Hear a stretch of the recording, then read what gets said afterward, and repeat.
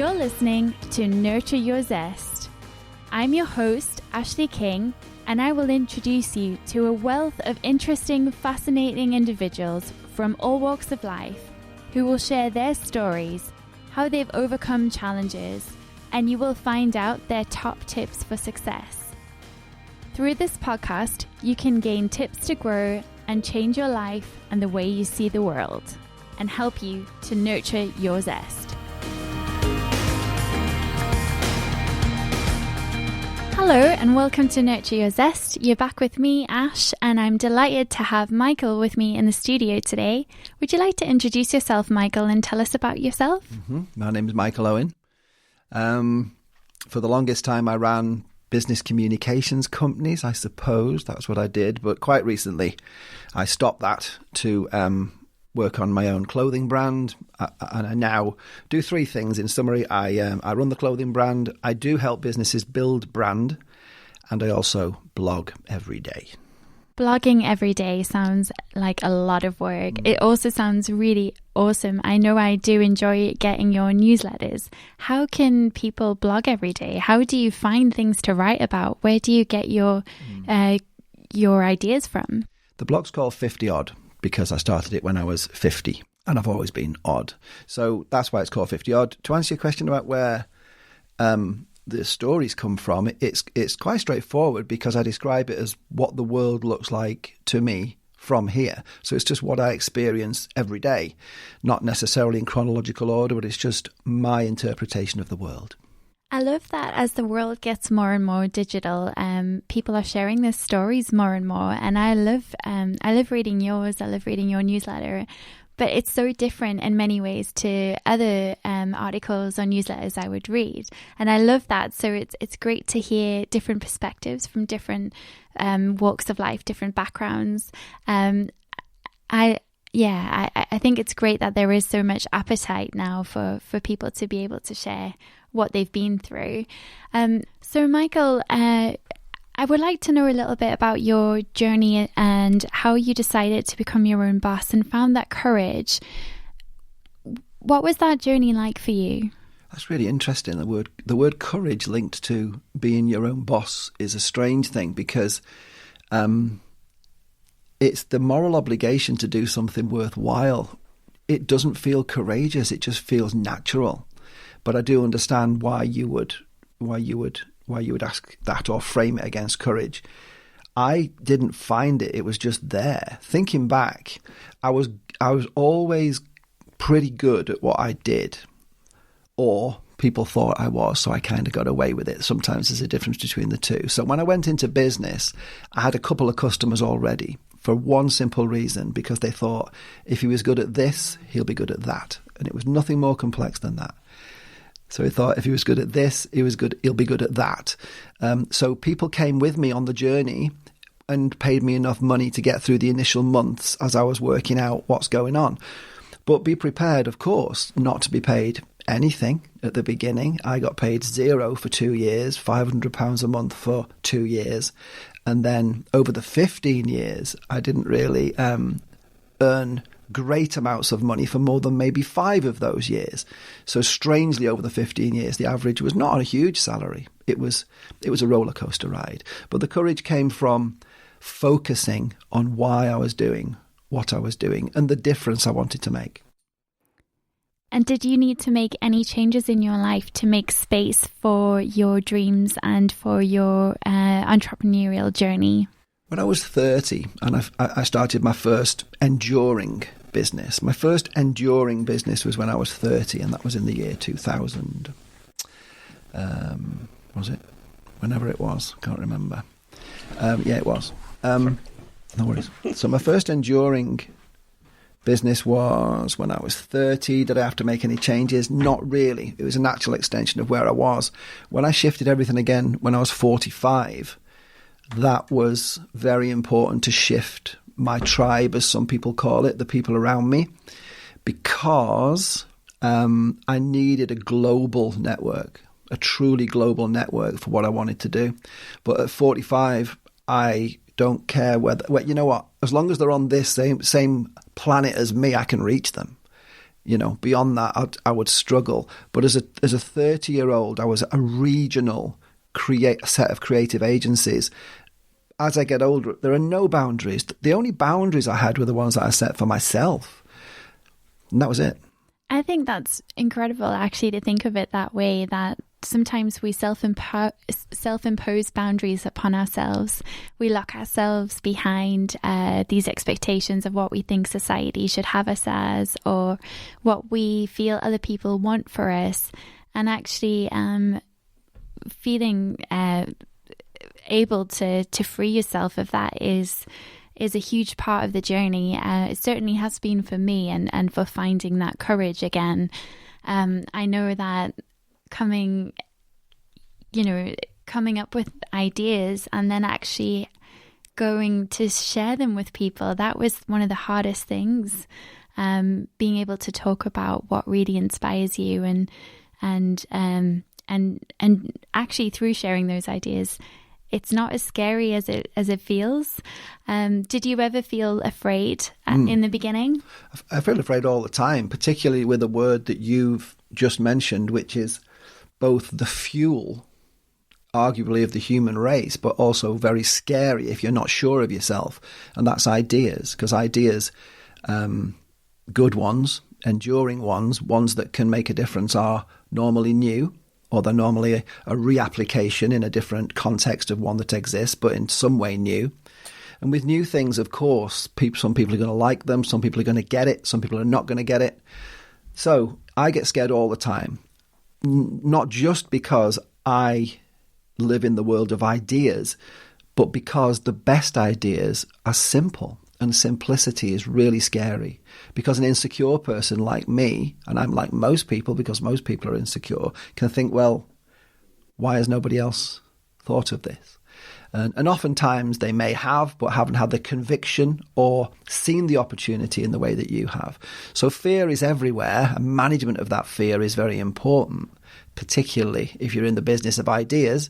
And if you're in business, you are in the business of ideas. I really like that. I've never framed that concept like that before.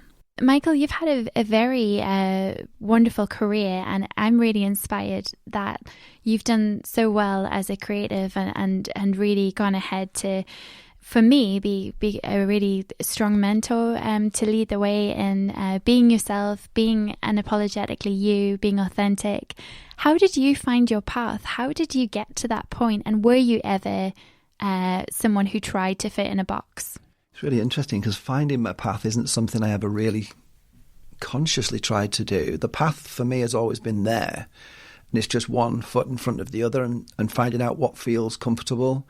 The thing that really changed for me was not what I was doing, but, and you'll have heard it many times, of course, but why I was doing it. Because I think I spent too long running creative agencies. 15 years was probably 5 years too long. I'd probably had enough after 10 years, and I wasn't brave enough to go, because it defined me. It became who I was. And so I stayed around too long. I meddled with things, probably messed up a few things as well.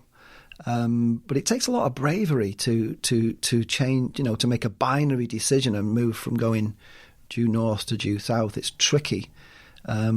These days I find it a little easier, mind, and it's simply because everything I'm doing has a purpose. I understand the effect of what I'm doing, the effect that it should have, rather than just doing it for the sake of doing it.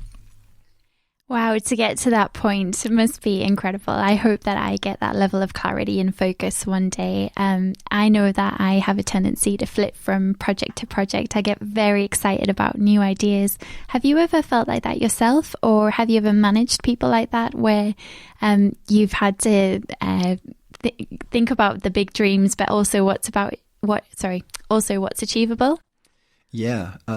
The fact that I might not be good enough is always there. But good enough is such a strange term, because it's a comparative term in many circumstances, I suppose. The only person I can compare me to successfully really is me yesterday.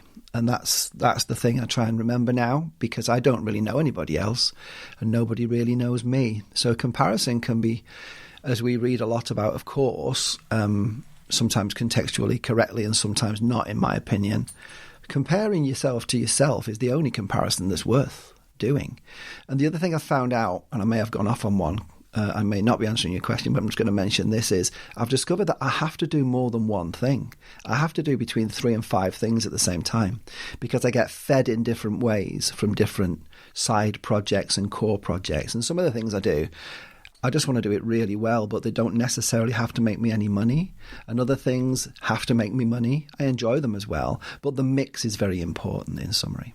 I'm so glad you say that, because as someone who has a wide variety of interests, I also feel nurtured by having that broad variety. So giving back and maybe doing some freelance consultancy or sometimes some pro bono work with a charity.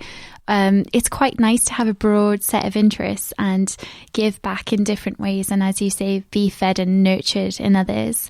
I'd like to go back to something you said earlier about comparison and sometimes feeling like you're not good enough. I think that's a really important message. You know, a lot of people talk about women and imposter syndrome and that fear of, you know, having that space in the workplace, and should you be there? And I wonder, do you ever feel like an imposter? A lot of the time, and it's just a thing. I think the thing is with imposter syndrome, or if we want to call it, it's not the fact that we should fight it. I think we should just accept that it's going to always be there for most people. A lot more people than would admit it, actually, I would suggest. So all the time is the short answer to you. I've been on many courses or events or in certain environments where there's an OBE to my left and an MBE to my right, and I'm thinking, well, why am I here? And I know the answer now. The answer is because I'm not them, and it's nothing more complex. Because when I was in 2003, however old I was in 2003, I'm 51 now, so we can work it out perhaps in the next 20 minutes.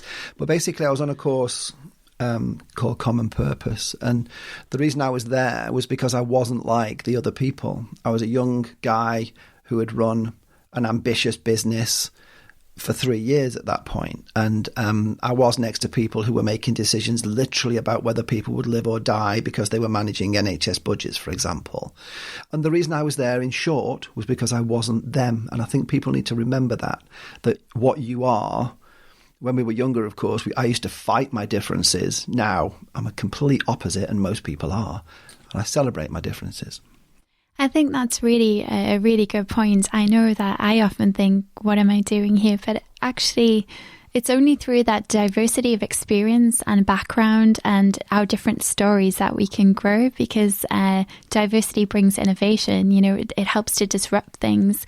And if everyone was the same, we would never grow or develop. So I really like what you're saying there about celebrating differences rather than worrying about them. It feels like it would be a waste of mental energy as well. Have you ever felt that it's been hard while you've been working? Have you ever struggled with your mental health? And what have you done to maybe overcome that? How have you nurtured your zest, as we would say on this podcast? What would you do to help look after yourself, your self-care or your growth? I think that looking at knowing yourself is very important, because when I left, I'll come back to your question precisely. When I left the businesses after 15 years, for many of those years, if anybody had asked me how I was, I would answer the question in terms of turnover or how the staff were. And after I'd closed the businesses, I was left by myself, and I didn't really know how I felt. So I was counselled for a little while. I became a little self-destructive for a little while because I didn't think I deserved the freedom I had. And for about 6 months, I was on antidepressants for a day because they made me depressed, and I don't know what that means, but I should have perhaps gone through the early days, so the physicians were telling me. But on a more serious note, I had to get through the point where I had I had no value, because the framework that I'd lived in for 15 years was gone. So I developed a tactic for about a year based on one word, and that was generosity. So basically I joined 3 boards and just gave them my time. And I tried to help as many people as possible, not actually for purely altruistic reasons. It was to work out if I could add value.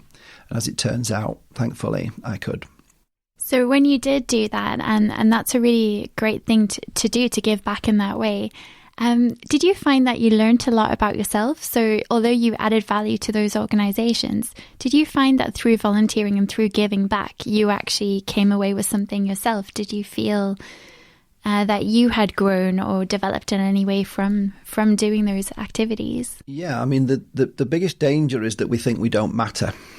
And the fact is, there's a very simple sum we can do to work out why we all matter. And with the advent of social media, people, even my age, will know and be known by around 1,000 people in their lifetime, at least. Now, if 1,000 people are connected to me and you, then if I connect to you, I'm connected to 1 million people just by moving one step towards you. And if I step from you to one of the people behind you, I'm connected to 1 billion people. That's the way it works, 1,000 times 1,000 times 1,000. So I matter.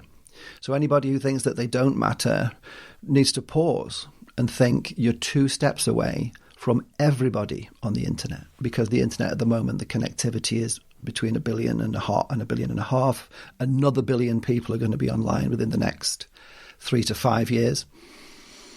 So it actually means, of course, you matter, because the things you say, and this is the important thing, either positively or negatively, which is why trolling is such a strange thing, a cowardly thing. Cowardly is, I think, the best way to describe trolls.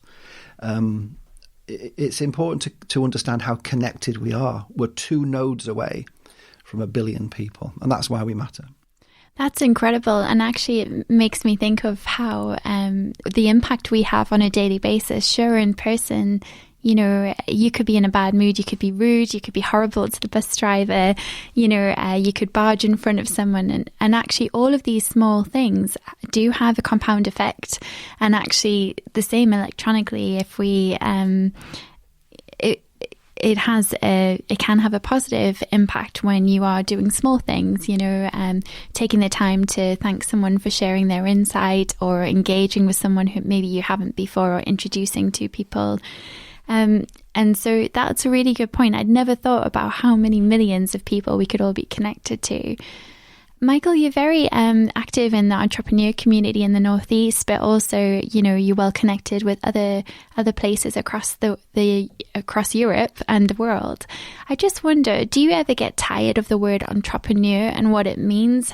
Do you have any views on maybe overuse of that word? It's a strange word. It's not a word I would ever use to describe myself in anything I've ever written. I've never done that. It's because I think people define it in different ways. In a nutshell, the way I define it, I can't use a word which I know is so defined so differently by so many people. I simply define it as keeping going. It's nothing more complex. It's not being put off.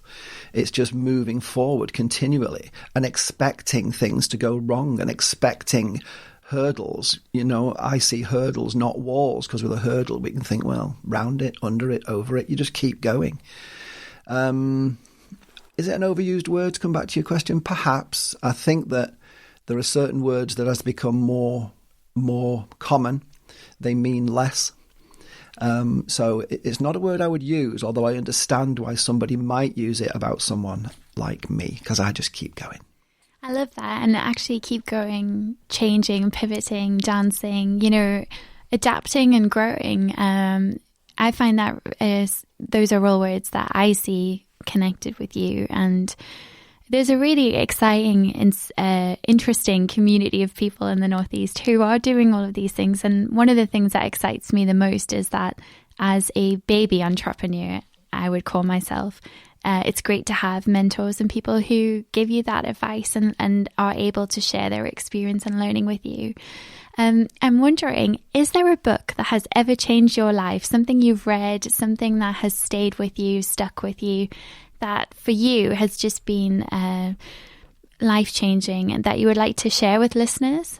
Yeah, the most important book I've had isn't a book, it's a film. And I say that because the way I'm interpreting your question actually is very specifically, which is what, and forgive me, I'm interpreting it in a physical act, which is what book have I given to other people most?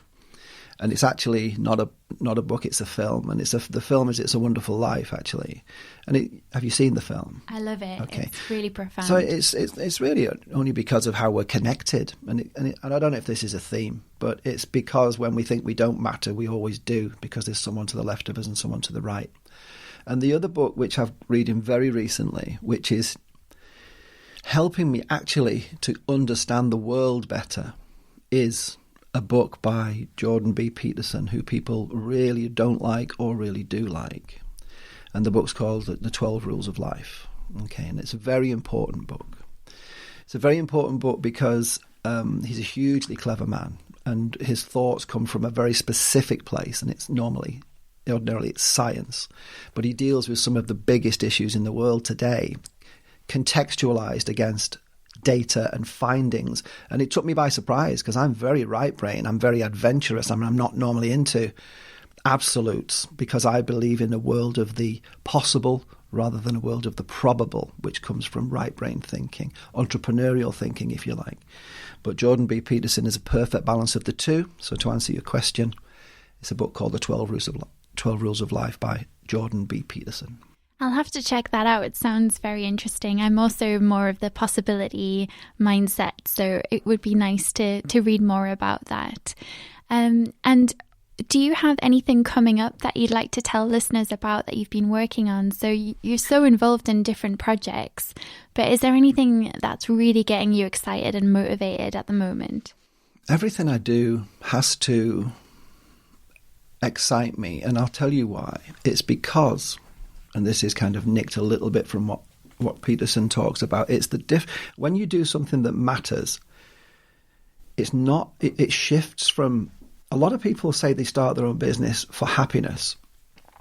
I believe that if you get the sweet spot, it doesn't feel like you're chasing happiness. It feels like you're actually fulfilling a moral responsibility to deliver something that you were almost born to do. And that does sound rather grand, but I see this in you a little bit, and certainly in me. So to answer your question about other things coming up which I'm excited about, it's everything. Because everything I do, if it doesn't turn me on, I don't do it, basically. I just say no.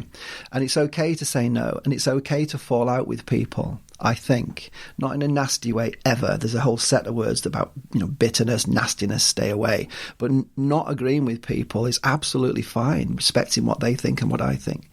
But the short answer to your question in terms of what I'm doing, Always Wear Red is narrowing down. And I'm working with some great people around the world, actually, to help me create what I believe can be the greatest hand-knitted jumpers in the world. It's a strange little task I've given myself. ANGELFYSH is our little team of people who help businesses to quite simply find and tell their story, because lots of people, even when they find their story, they tell it badly. And lots of people have got some great comms out there, but no story. So we're trying to do that. And then 50 odd is my daily set of my daily stories, which are about me and how I see the world. I have to go into a new phase with that soon, because I've been doing it for about 400 days now, and I've got to do it for 3,500 days. So I want to refresh that somehow. A couple of people are talking to me about turning it into a little published thing or a series of published things, but those are the things that are keeping me going. And there are other projects which I'm very lucky that people are asking me about, and I'm having a look at those as well. So yeah, thanks for asking. There are a few things going on. Sounds great. Can you tell us if there is one word that you would define yourself as, or that's important for your life, that gets you up out of bed in the morning, that inspires you and gets you focused for the day? Do you have any one word that feels important to you, that might inspire and encourage our listeners? Yeah, I think it's probably the first word I thought was creativity, actually. But it's about doing something meaningful, I suppose, that matters. True creativity. I'm cheating and calling it true creativity, because true creativity requires you to virtually dismiss judgment and opinion, and that's really hard. So true creativity comes from you not a version of you that you think the world wants to see. I really like that. And also, I know we've spoken before about creativity and disruption. So as someone myself who is like a little ball of creative chaos, how do you find for yourself your own creative journey? Is there any comment you might have on how you flourish as a creative? It's a very fine balance between, you mentioned the word disrupt. Creativity is, I think by definition it's pioneering. It has to be. There's no map. Look for clues, look for the history of art or the history of how other people have created, but then do your own thing. I think that's all I would say on that. If it's about me and how I move forward, it's about the purest form of creativity, as I mentioned before, I think. Thank you. So we're out of time now, Michael. Thank you so much for coming on our chat. And I just wonder, how can people find you? Where would you like them to go? Let's say 50 odd. So it's 50, the number 50, ODD, 50odd.co.uk.